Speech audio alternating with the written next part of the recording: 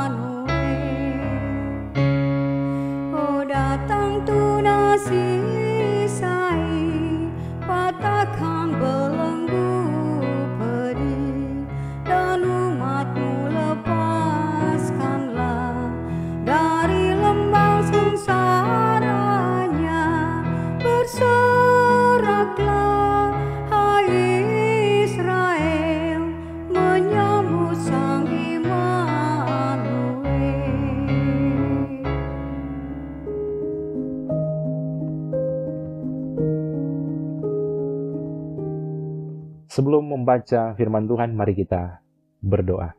Segala puji dan syukur kami sampaikan kepada Engkau Tuhan, yang boleh menganugerahkan kami nafas kehidupan, kesehatan, kekuatan, yang diberikan bagi kami masing-masing.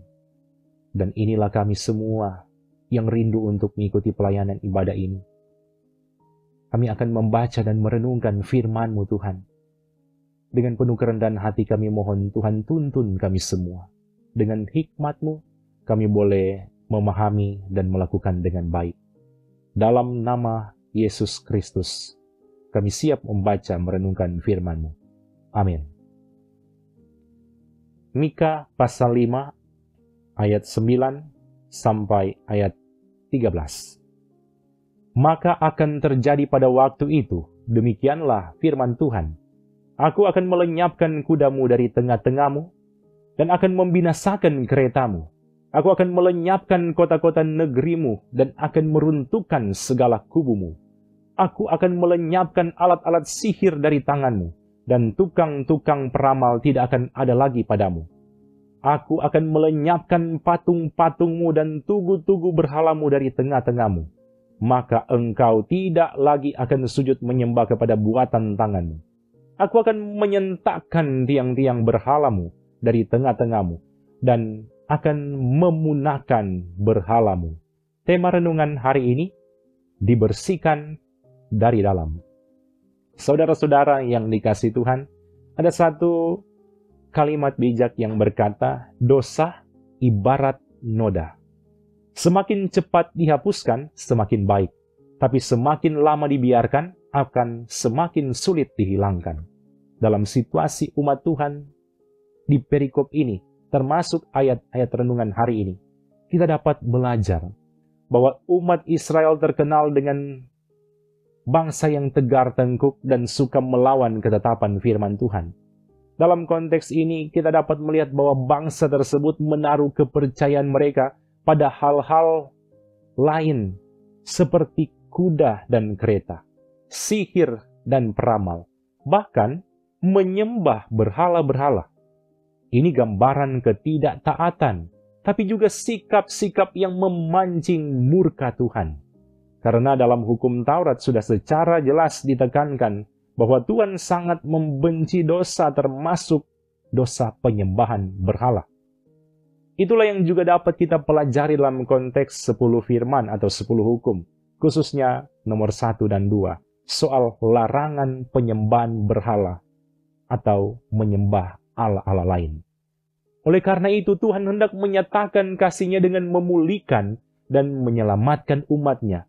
Dengan inisiatif dari Allah, akan membersihkan segala macam dosa yang ada dalam kehidupan umat-Nya.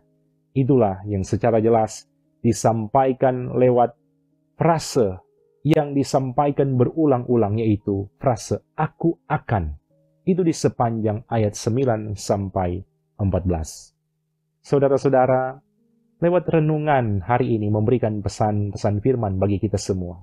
Pertama, Tuhan sangat membenci dosa penyembahan berhala.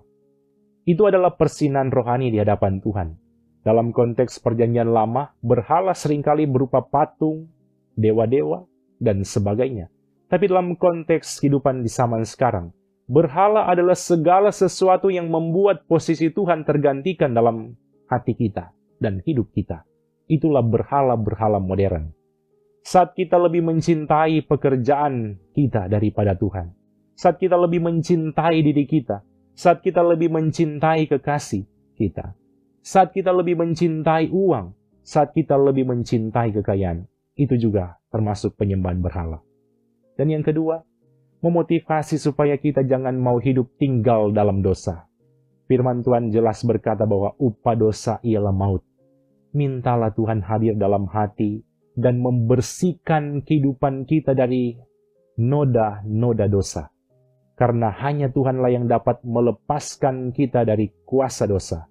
Dosa bukan saja akan merusak diri kita, tapi akan merusak hubungan kita dengan Tuhan. Di akhir renungan ini ada kalimat yang berkata, janganlah menjadi pribadi yang mencintai dosa. Karena saat Anda mencintai dosa, maka Anda akan dibenci oleh Allah dan merasakan murkanya. Jadilah pribadi yang membenci dosa. Karena saat Anda membenci dosa, maka Anda akan dicintai oleh Allah. Amin. Mari kita berdoa.